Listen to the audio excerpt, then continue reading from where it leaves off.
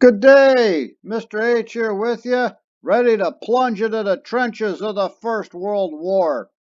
This is chapter 21, by the way, if you're following along in your book.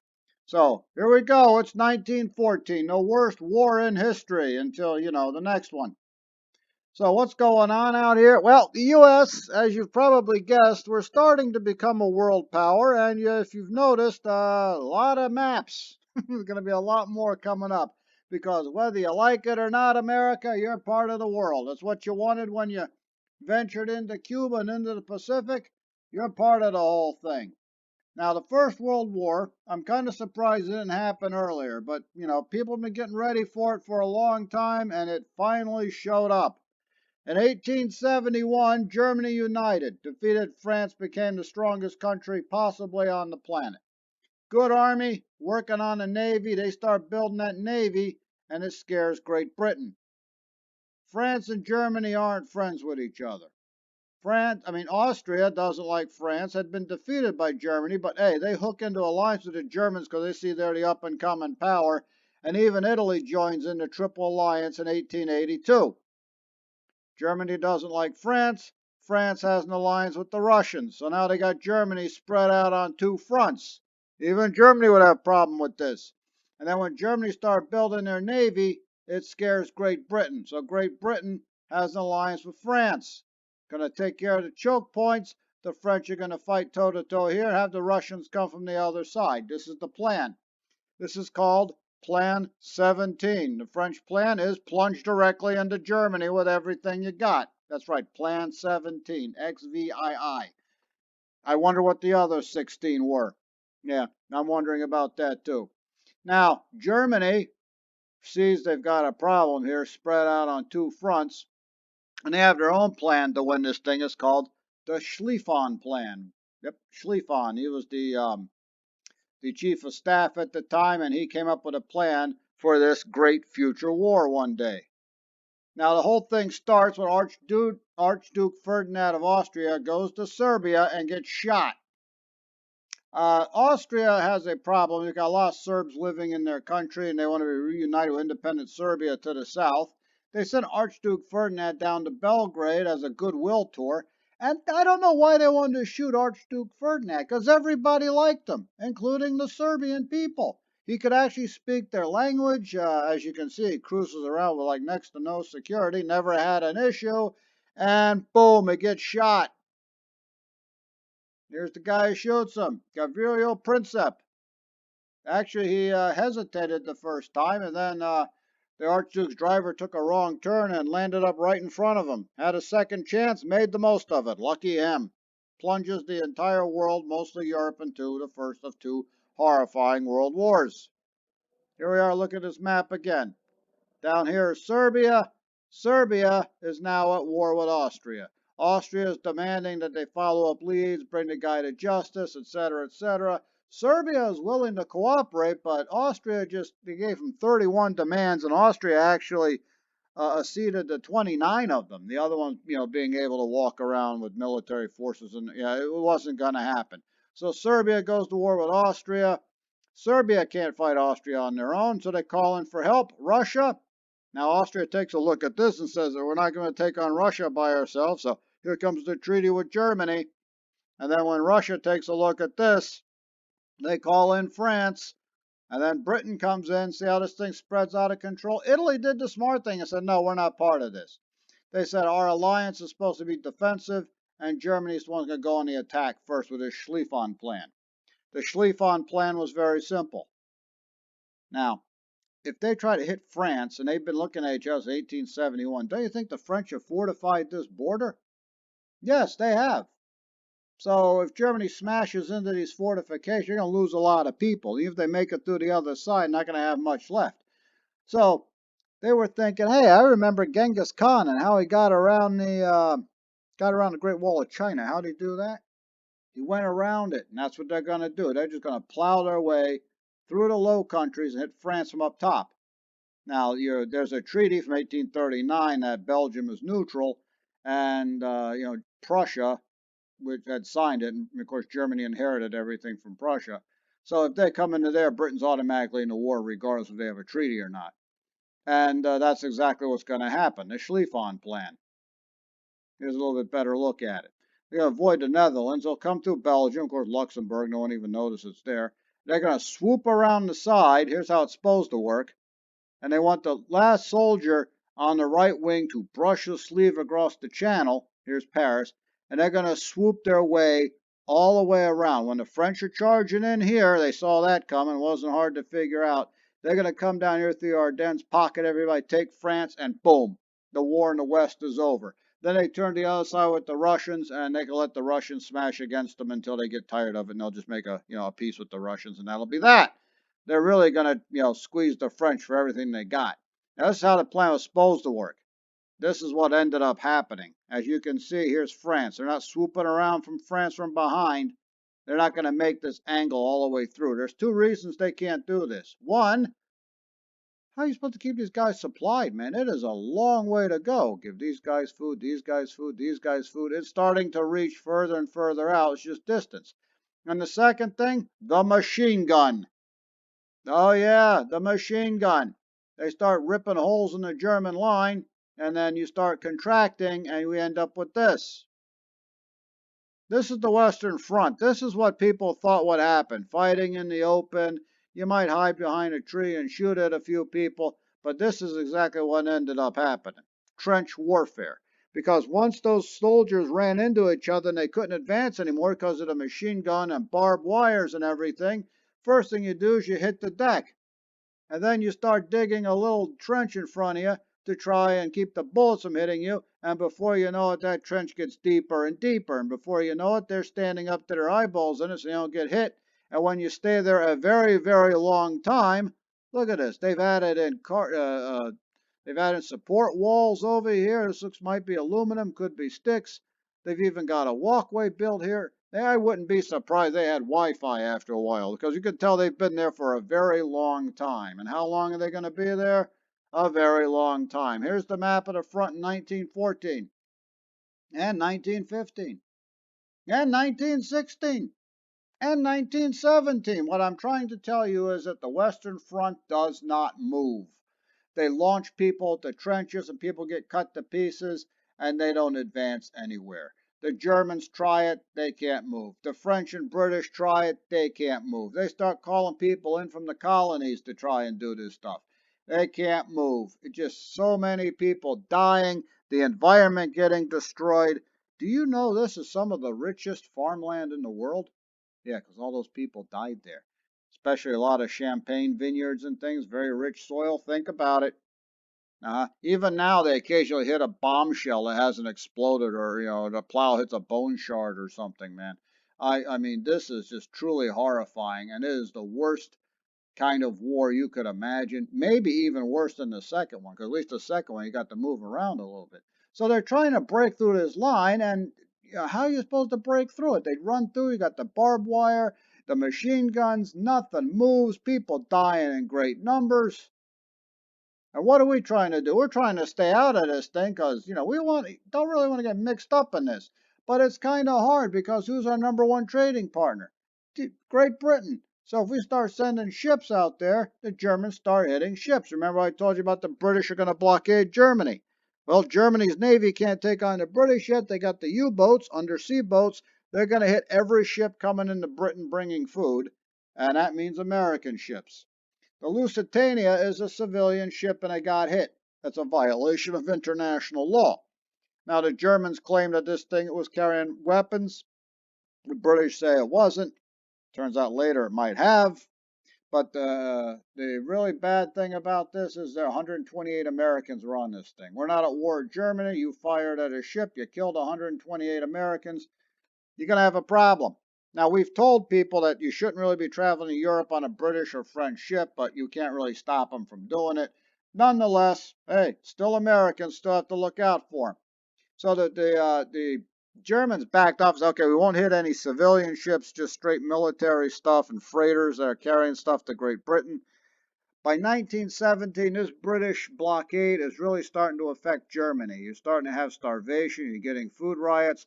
So the Germans just turn loose, unrestricted warfare. They're going to hit everything that comes in. They're trying to cripple the British, and believe me, it's starting to affect the British a little bit too. This is like a Rocky movie, round 15, where they're staggering around waiting for the other guy to fall down. Then, to make things worse, we intercept the Zimmerman telegram. Actually, the British intercepted it and were very happy to hand it over to us.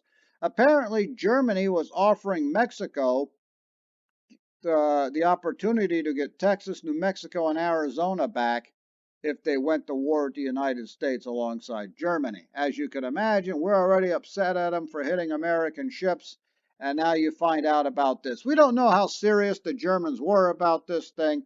Mexico apparently decided they didn't want to get mixed up in this, even though they had, a few run-ins with us. But no, we're not messing around with the Americans. You know what happens when Americans get mad at you. Well, we're trying to avoid the war, but like it or not, we're already mixed up in it. I already told you, we're selling, munitions and food to Europe, mostly Great Britain. By April of 1917, when we finally do get mixed up in the war, U.S. banks have loaned the Allies $2.3 billion. That's a lot of money, especially in 1917. We've given 27 million to Germany, but yeah, it's not quite the old billion mark, is it? So we're mixed up in this thing whether we like it or not. Take a look at the front here. Do you notice anything different between 1915 and 1916? Not really. Hasn't changed. That was the point I was trying to make earlier. They're going back and forth. They're just knocking the snot out of each other. The lines move a little bit here in the east, but not a lot. The Germans are actually doing a lot better in the east, but as you can see, they can't move because they're trapped over here in the west. They can't really burst through the west because if they break through, they got to worry about the east. That two-front war thing. So both sides are beating each other silly. The Allies convinced Italy to switch sides, and attack Austria, and of course now they get stuck. So the whole war is just going nowhere. Doesn't appear anybody's actually winning. If there's ever a case of both sides losing, First World War might be it. Well, in 1970, we finally go to war. Our president, Woodrow Wilson, was elected in 1912. He got reelected in 1916 with the pledge he kept us out of the war. And in 1917, we go into the war. I'm not criticizing Woodrow Wilson. They kept hitting American ships. There just wasn't really anything else you could do, man. They had to do something about this, and they come into the war on the Allied side on April the 2nd, 1917. And we mobilize, and we're ready to go. You got war industrial boards. They're going to tell everybody how much metal we need, how much steel, how much iron, how many trucks. Right? Instead of free enterprise, they're going quasi-socialist here for a little while, just for the war. Got the fuel administration. So all the fuel and all the gasoline you find in the country is going straight to the military. Of course, we don't have that many cars and trucks running around quite yet, so it's not that big a problem. Got the food administration. Yes, they're telling you what you can eat because all this stuff has to go to the military. Meatless Mondays and wheatless Wednesdays. That's right. No no meat on Monday. No Big Macs. And on Wednesday, eat the Big Mac, but you don't get a bun with it. Yeah, wars suck, don't they? Well, at least you're not stuck out on the Western Front. And of course, got the no strike pledge. Industries have decided for the duration of the war, we're going to do whatever it needs to win this thing. So no labor problems, at least until the end of the war. Then we might have an issue. Espionage Act of 1917, Sedition Act of 1918. Anything that criticizes the war effort, they can shut down the newspaper, possibly throw you in jail. You got to be a little careful, a little overboard with that thing, because one hand you're trying to win a war, and the other hand, freedom of speech too. You don't want to turn yourself into a dictatorship where you've already lost. America was tilted towards the British and the French, as you can see, but there's a lot of pro-German sentiment over here. Why is that? Because there's a lot of Germans living over here. Remember, U.S. immigration patterns, all those Germans showing up in the mid-19th century. Now, when you start sinking ships and killing Americans, and any support for Germany, even among the Germans, starts to evaporate. So they wanted to make sure it stayed that way. And like I said, you go a little overboard at times, do some people in jail, and let them out after the war with an apology kind of thing. Wars do weird things to people. So we got a problem here on the Western Front. Can't seem to bust through those trenches. You don't want to see American soldiers mixed up in it. You don't want to see anybody mixed up in it, but somehow, some way, we have to bust through these trenches. And here comes the tank, invented by the British. There was the name tank.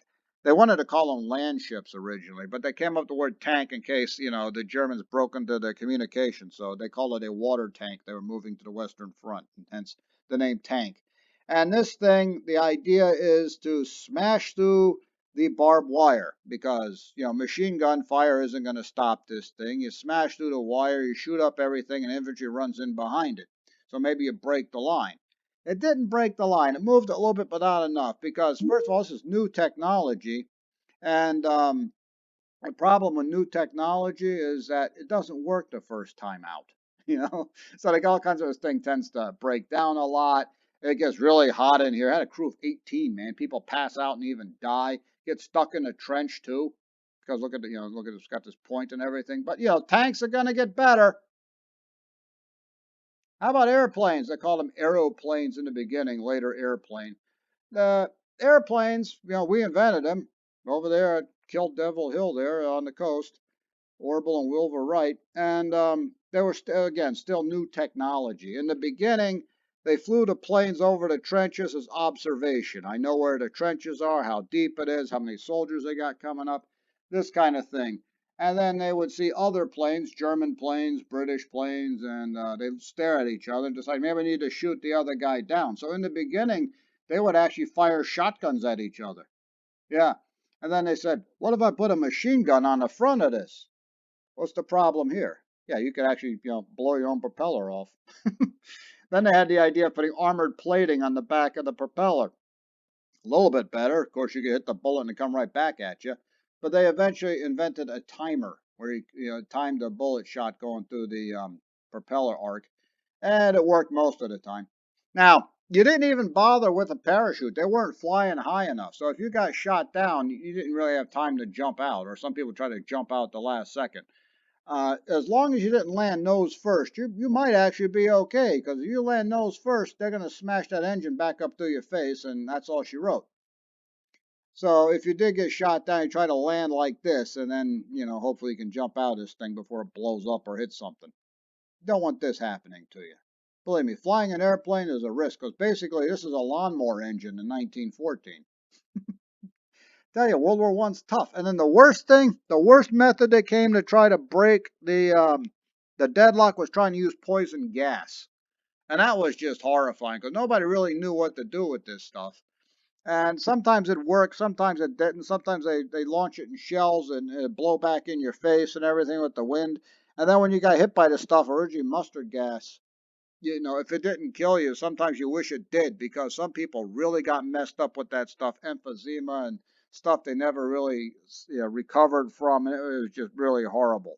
And you had gas masks that you can't see out of, and sometimes they had, the gas mask doesn't work, and you shoved rags over your face, and in a disgusting way of living through it was actually to urinate on the rag. I know it beats dying though, barely. So First World War conditions are pretty bad. Don't worry about that. So here we are, U.S. soldiers in the trench. How much fun you having in this, huh? Colorized picture actually makes it look worse. Trying to stay low, not get hit. There's the barbed wire, everything. So granted, American soldiers are now stuck in this stuff. As 1917 comes around, things are starting to fall apart on both sides. Britain's being affected by the German U-boats. We've lost ships and people, so now we're in the war. France is suffering because the war is basically on French soil. Russia is starting to fall apart, and eventually they have a revolution in Russia. And they establish a democracy. How about that? The Kerensky government here. Dmitry Kerensky shows up and declares a democracy in Russia. And it's not going to hold together. On April 2nd, 1917, the United States declared war on Germany. Important date because in 1917, in Washington, D.C., the Declaration of War on Germany is issued. April 2nd, 2007, in Pittsburgh, Mr. H gives Mrs. H her ring. April 2nd, important day. So U.S. is in the war. By October of 1917, eventually 2 million U.S. soldiers are going to be in France, and Germany is in big trouble, because these are now fresh, well-trained soldiers ready to roll. The French and British have been at this a while. They're starting to get tired and run out of people. And now you got Russia on the other side of the democracy until November the 7th, 1917. Bolshevik revolution in Russia. Just call them communists. That's what it is, basically. Bolshevik, Menshevik. Don't worry about that. Communist coup in Russia.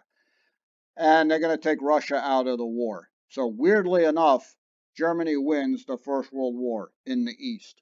Now they're bringing all their people over to the West. France and Britain are worried about this because now Germany get hit with everything they got, but now you've got 2 million new soldiers showing up. So Germany knows they have to hit now and win before those 2 million people are ready to go. This is it. They are going for broke. Their economy is falling apart. There's starvation. They have to win this thing now. So in 1918, they launched the Hindenburg Offensive. March, spring, they hit with they actually wanted to launch it in April, but like I said, things are getting desperate. They're running out of food. They're running out of supplies. They got to hit with everything they got. U.S. soldiers go plunging into this thing, and here the U.S. Marines always lead the way, right? Chateau Thierry and Belleau Wood. This is where the U.S. Marines are fighting the Germans in the first major battles already, and it doesn't work for the Germans. The German offensive just loses steam. They run out of supplies. They've been fighting for 4 years. They're very weak right now. Same thing with the French and the British, but at least they got 2 million new U.S. soldiers to help them out. In July of 1918, the Allies launched their counteroffensive. The Marne River is where it happened. Marne offensive. They're finally starting to move, and now the Germans are backing up. That map is looking different now because the lines are dropping back. In September of 1918, they launch another, the Meuse-Argonne offensive, and this time the Germans cannot stop it. They decide it is time to give up because once that offensive ended, the Kaiser asked the general, Hindenburg over here, what do we do now? He said, make peace, you fool, make peace. On November the 11th, 1918, Germany decides to surrender and the First World War is over. Look at the map. 1914, 1919. What do you see here? Oh, yeah, I got a lot crowded over here, right? And the problem with the Versailles Treaty is that it's basically going to open the door to another war down the road. Marshal Ferdinand Foch of France said this is not a treaty, it's a ceasefire for 20 years. They knew there's going to be a problem because Germany was down and hurt and you made it worse. Sometimes it's better to let somebody off the hook, so you don't come after you again. But this particular time, France and Britain, they're not ready for it. We had our own experience. Remember the Civil War? Yeah, we let the Confederacy off the hook. And what happened? We haven't fought a war since, have we? Well, France and Britain, you see, they fought this thing for 4 years, and the whole northeast quadrant of France basically got destroyed. So France is in a pretty bad mood. Britain lost a lot of people. So they're not feeling very charitable. Remember, we kind of came in at the end. So we didn't get hurt as bad as these guys. So they want their pound of flesh from Germany, and Germany is going to suffer. Unfortunately, Germany is going to recover and come after them the second time around. It's like Pittsburgh and Baltimore. We beat the Ravens, and they're coming after us the second time around. This is how it always works. And they could have got out of that cycle, but they decided that they were going to get their pound of flesh from Germany, and Germany's going to come back after them. In fact, there were people in Germany thinking about this thing right when the First War ended. They had a ceasefire in 1918, the Versailles Treaty in 1919 ended up with this. A lot of Germans on the wrong side of the lines over here, and Germany's going to get everybody back. That's where that Hitler guy comes in. We'll talk about him, unfortunately, a little bit later on. So World War I is done, and World War II is going to be even worse. This is why it was worse. This is what the map looked like when the war ended. You look at this map and don't look like Germany's losing, does it? There's not one single inch of German soil under enemy occupation. Now, had the war continued, this would have changed. That's why they said make peace, fool. Do it now while you still can. And then, of course, the stabbed in the back myth, because everything that, they were convincing the German people that they were about to win, and they got stabbed in the back. And of course, they're blaming the Jewish people for this because it's a minority that sticks out a little bit in Germany. So they had to blame somebody. And they end up blaming the Jews with the stabbed in the back myth. And we know which party started that, the Nazis. We do know that Germany was going to lose anyway. That's why they surrendered when they did, hoping the peace treaty wouldn't be so bad. Unfortunately, the Versailles Treaty was very bad, and they create this myth. And they also stuck Germany with a reparations bill that they would not have finished paying off until 1989. They gave Germany the blame, stuck them with the bill, chopped the country down, and held them down. Germany's economy completely collapses, even worse than the Great Depression, and you don't think they're going to get angry and plot to get back at you.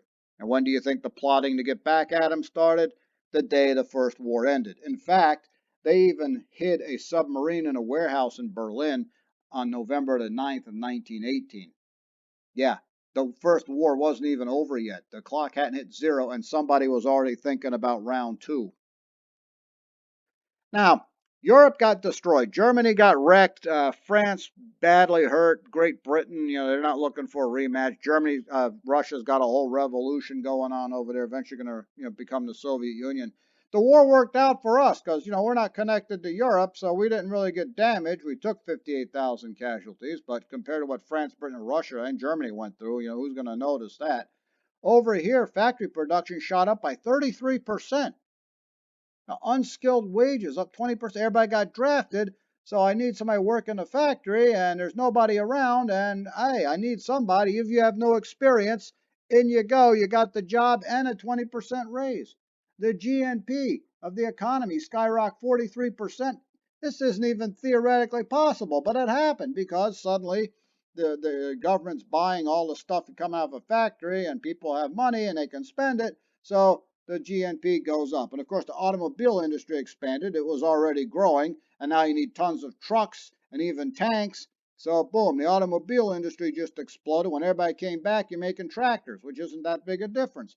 And of course, farm productivity shot up to the roof. You need food. We're still not sure how much it shot up, all right? They actually needed subsidies to keep prices from dropping. There was so much food going out there that the price dropped. If you have 10 candy bars, and I try to sell you another one, you're not going to want it. If you got one, hey, the price goes up, and now everybody's got 50 of them. So, you got to pay people to stop growing stuff so they don't go bankrupt. Eventually, it's going to catch up to us. It's going to lead to a decline in the agriculture industry in the 20s, and of course, the Dust Bowl's on the way. It's been going on for a while. It's going to catch up to us because it kind of destroyed the soil. So we also got a couple amendments coming up. Write those down so you get a head start on the next lecture. World War I is done. They're opening up the door to a Second World War. But before we get there, we got the Roaring Twenties, and we're going to have a huge party until the Depression. We'll get there in a second. But write this down, and you got a head start on the next lecture. Have a great day, and I'll talk to you next time.